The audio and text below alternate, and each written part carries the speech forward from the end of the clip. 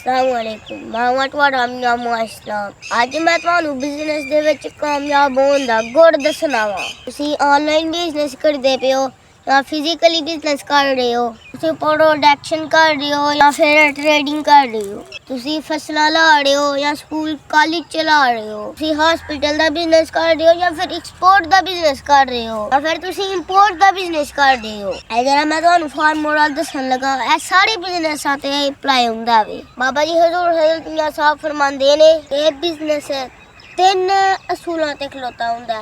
Number 1 ਹੱਟੀ, number 2 ਚੱਟੀ ਤੇ number 3 ਖੱਟੀ। ਕਿਸੇ ਵੀ ਬਿਜ਼ਨਸ ਨੂੰ ਪੰਜਾਬੀ ਦੇ ਵਿੱਚ ਹੱਟੀ ਕਹਿੰਦੇ ਨੇ। ਹੱਟੀ ਮਤਲਬ ਦੁਕਾਨ। ਤੇ ਤੁਹਾਨੂੰ ਸਭ ਤੋਂ ਪਹਿਲੇ ਬਿਜ਼ਨਸ ਓਪਨ ਕਰਨਾ ਪੈਂਦਾ ਵੇ, ਦੁਕਾਨ ਖੋਲਣੀ ਪੈਂਦੀ ਹੈ। ਕੋਈ ਵੀ ਛੋਟੀ ਤੋਂ ਛੋਟੀ ਇਨਵੈਸਟਮੈਂਟ ਕਰਨੀ ਪੈਂਦੀ ਹੈ। ਜਦੋਂ ਤੁਸੀਂ ਕੋਈ ਵੀ ਬਿਜ਼ਨਸ ਖੋਲਿਆ ਜਾਂ ਫਿਰ ਇਨਵੈਸਟਮੈਂਟ ਕਰ ਲਈ, ਹੱਟੀ ਖੋਲਣੀ ਮਤਲਬ ਦੁਕਾਨ ਪਾ ਲਈ। ਅਗਲਾ ਸਟੈਪ ਹੈ ਚੱਟੀ। ਚੱਟੀ ਮਤਲਬ ਲਾਸ, ਨੁਕਸਾਨ ਹੋਣਾ ਜਾਂ ਫਿਰ ਘਾਟਾ ਪੈਣਾ। ਇੰਜ ਨਹੀਂ ਹੋਣਾ ਕਿ ਤੁਸੀਂ ਫੌਰੀ ਬਿਜ਼ਨਸ ਕਰੋ ਤੇ ਤੁਹਾਨੂੰ ਫੌਰੀ ਮੁਨਾਫਾ ਹੋਣਾ ਸ਼ੁਰੂ ਹੋ ਜਾਏ। ਅਗਰ ਤੁਸੀਂ ਬਿਲਕੁਲ ਪਹਿਲੀ ਦਫਾ ਕਾਰੋਬਾਰ ਕਰ ਰਹੇ ਹੋ ਤੇ ਫਿਰ ਦਿਨ ਚੋਂ ਕੱਢ ਹਰੋਗੇ ਤੁਹਾਨੂੰ ਫੌਰਨ ਪ੍ਰੋਫਿਟ ਆਏਗਾ। ਤੁਹਾਨੂੰ ਬਹੁਤ ਸਾਰੀਆਂ ਚੱਟੀਆਂ ਪੈਣੀਆਂ ਨੇ, ਮਤਲਬ ਬਹੁਤ ਸਾਰੇ ਘਾਟੇ ਪੈਣੇ ਨੇ। ਚੱਟੀ ਦੀ ਮਿਸਾਲ ਮੈਂ ਤੁਹਾਨੂੰ ਇਸ ਮਸ਼ੀਨ ਤੋਂ ਦਿੰਨਾ ਵਾ। ਅਸੀਂ ਆਨਲਾਈਨ ਗੋਡੀ ਵਾਲਾ ਪਾਰਟ ਮੰਗਵਾਇਆ ਮਸ਼ੀਨ ਦਾ ਤੇ ਜਲਦੀ ਗੋਡੀ ਹੋ ਜਾਏਗੀ, ਟਾਈਮ ਬਚ ਜਾਏਗਾ, એનર્ਜੀ ਬਚ ਜਾਏਗੀ, ਲੇਬਰ ਕਾਸਟ ਘੱਟ ਆਏਗੀ। ਅਸੀਂ ਇਹ ਪਾਰਟ ਫਿੱਟ ਕਰਕੇ ਤੇ ਗੋਡੀ ਕਰਨੀ ਸ਼ੁਰੂ ਕਰ ਹਰੀ ਤੇ ਥੋੜੀ ਦੇਰ ਅਸੀਂ ਮਸ਼ੀਨ ਚਲਾਈ ਤੇ ਅੱਧੀਆਂ ਗਰਾਂਡੀਆਂ ਸਲਿੱਪ ਕਰ ਗਈਆਂ। ਅਸੀਂ ਕੰਪਨੀ ਨੂੰ ਕਾਲ ਕੀਤੀ, ਉਹਨਾਂ ਨੇ ਕਿਹਾ ਕਿ ਇਹਦੀ ਗਾਰੰਟੀ ਕੋਈ ਨਹੀਂ। ਮੈਂ ਕੰਪਨੀ ਨੂੰ ਰਿਕੁਐਸਟ ਕੀਤੀ ਕਿ ਇਹਨੂੰ ਫਿਕਸ ਕਰੋ, ਕੰਪਨਸੇਟ ਕਰੋ। ਇਹ ਤਾਂ ਟੋਟਲੀ ਲਾਸ ਹੈ। ਅਸੀਂ ਤੇ 1 ਘੰਟਾ ਵੀ ਨਹੀਂ ਚਲਾਈ, ਲੇਕਿਨ ਕੰਪਨੀ ਦਾ ਏਜੰਟ ਨਹੀਂ ਬਣਿਆ। ਉਹਨੇ ਕਿਹਾ ਕਿ ਇਹਦੀ ਕੋਈ ਗਾਰੰਟੀ ਨਹੀਂ। ਉਹਨੇ ਕਿਹਾ ਕਿ ਇੰਜਨ ਦੀ ਗਾਰੰਟੀ ਹੈ ਸਾਲ ਦੀ, ਲੇਕਿਨ ਇਹਦੀ ਕੋਈ ਗਾਰੰਟੀ ਨਹੀਂ। ਮੁਖਤਸਰ ਮੈਂ ਉਹਨੂੰ ਲੀਗਲ ਨੋਟਿਸ ਦਾ ਵੀ ਤਰਾ ਪਾਇਆ। ਉਹ ਡਰ ਗਿਆ ਤੇ ਜਿਹੜੀ ਉਹਨੇ ਰੀਜ਼ਨ ਪੇਸ਼ ਕੀਤੀ ਮੈਂ ਵੀ ਮੰਨ ਗਿਆ ਤੇ ਥੋੜੀ ਜਿਹੀ ਡਿਸਕਾਊਂਟ ਕੀਤੀ ਤੇ ਅਸੀਂ ਦੁਬਾਰਾ ਤੋਂ ਇਹ ਨਵਾਂ ਪਾਰਟ ਮੰਗਵਾ ਲਿਆ ਤੇ ਸਾਨੂੰ ਡਿਟੇਲ ਦੱਸੀ ਹੋਰ ਚੀਜ਼ਾਂ ਭੇਜੀਆਂ ਨਾਲ। ਅਰੇ ਸੇਫਟੀ ਮੇਜਰ ਸਾਨੂੰ ਦੱਸੇ।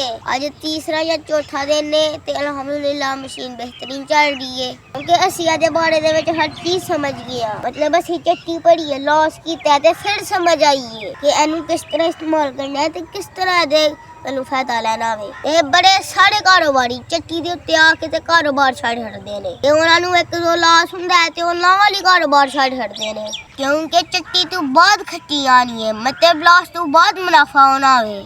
ਅਗਰ ਕੋਈ ਬੰਦਾ ਚੱਟੀ ਭਰਦਿਆਂ ਹੀ ਥੱਕ ਜਾਏ, ਬਰਦਾਸ਼ਤ ਹੋ ਜਾਏ, ਉਹ ਖੱਟੀ ਵਾਲੀ ਸਟੇਜ ਤੇ ਕਿਸ ਤਰ੍ਹਾਂ ਆ ਸਕਦਾ ਹੈ, ਮਤਲਬ ਪ੍ਰੋਫਿਟ ਵਾਲੀ ਸਟੇਜ 'ਚ ਕਿਸ ਤਰ੍ਹਾਂ ਆ ਸਕਦਾ ਹੈ। ਨੰਬਰ 3 ਦੇ ਉੱਤੇ ਆਂਦਾ ਖੱਟੀ ਮਤਲਬ ਪ੍ਰੋਫਿਟ ਮਤਲਬ ਮੁਨਾਫਾ। ਤੇ ਇਸ ਸਟੇਜ 'ਚ ਹੱਟੀ ਖੁੱਲ ਚੁੱਕੀ ਹੁੰਦੀ ਹੈ, ਚੱਟੀਆਂ ਭਰ ਚੁੱਕੀਆਂ ਹੁੰਦੀਆਂ ਨੇ। ਲਾਸਟ ਦੇ ਵਿੱਚੋਂ ਬੰਦੇ ਨੇ ਕਾਫੀ ਜ਼ਿਆਦਾ ਐਕਸਪੀਰੀਅੰਸ ਗੇਨ ਕਰ ਲਿਆ ਹੁੰਦਾ ਵੇ।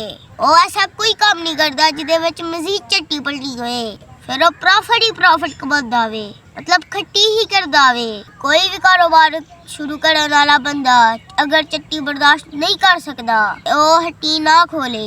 ਇੱਕ ਤਰੀਕੇ ਨਾਲ ਤੁਸੀਂ ਚੱਟੀਆਂ ਤੋਂ ਬਚ ਸਕਦੇ ਹੋ, ਮਤਲਬ ਬਿਜ਼ਨਸ ਲਾਸਿਸ ਤੋਂ ਬਚ ਸਕਦੇ ਹੋ। ਉਹ ਤਰੀਕਾ ਹੈ ਕਿ ਤੁਸੀਂ ਪਹਿਲੇ ਬਿਜ਼ਨਸ ਸਿੱਖੋ, ਉਸ ਬੰਦੇ ਦੇ ਨਾਲ ਰਹੋ ਜਿਹਨੇ ਬਹੁਤ ਜ਼ਿਆਦਾ ਚੱਟੀਆਂ ਪੜੀਆਂ ਨੇ, ਜਿਹਨੇ ਬਹੁਤ ਜ਼ਿਆਦਾ ਬਿਜ਼ਨਸ ਲਾਸ ਕੀਤੇ ਨੇ, ਹੁਣ ਉਹ ਪ੍ਰੋਫਿਟ ਦੇ ਵਿੱਚ ਜਾ ਰਿਹਾ ਹੈ। ਉਸ ਬੰਦੇ ਦੇ ਨਾਲ ਤੁਸੀਂ ਟਾਈਮ ਲਾਓ, ਉਹਦੇ ਕੋਲੋਂ ਬਿਜ਼ਨਸ ਸਿੱਖੋ ਤੇ ਫਿਰ ਤੁਹਾਡੇ ਚੱਟੀਆਂ ਪੜਨ ਦੇ ਚਾਂਸਸ ਬਹੁਤ ਜ਼ਿਆਦਾ ਘੱਟ ਹੋ ਜਾਣਗੇ। ਅਗਰ ਤੁਸੀਂ ਕਲਿਆਂ ਕਰੋਗੇ ਤੇ ਜ਼ਿਹਨ 'ਚ ਰੱਖ ਲਓ ਕਿ ਤੁਸੀਂ ਚੱਟੀਆਂ ਪੜਨੀਆਂ ਨੇ। ਉਸ ਤੋਂ ਬਾਅਦ ਅਗਰ ਤੁਹਾਡੇ ਕੋਲ ਪੈਸੇ ਬਚ ਗਏ, એનર્ਜੀ ਬਚ ਗਈ, ਤੁਸੀਂ ਕੰਮ ਨੂੰ ਨਾ ਛੱਡਿਆ ਤੇ ਫਿਰ ਖੱਟੀ ਹੀ ਖੱਟੀ ਹੈ, ਪ੍ਰੋਫਿਟ ਹੀ ਪ੍ਰੋਫਿਟ ਹੈ। ਮੈਨੂੰ ਉਮੀਦ ਹੈ ਕਿ ਤੁਹਾਨੂੰ ਹੱਟੀ ਚੱਟੀ ਤੇ ਖੱਟੀ ਦੀ ਚੰਗੀ ਤਰ੍ਹਾਂ ਸਮਝ ਆ ਗਈ ਹੋਏਗੀ। ਤੇ ਮੈਂ ਮੁਅੱਜ਼ ਇਸਲਾਮ ਅਰਾਈ ਨੂੰ ਇਜਾਜ਼ਤ ਦਿਓ। ਅੱਲਾ ਹਾਫਿਜ਼।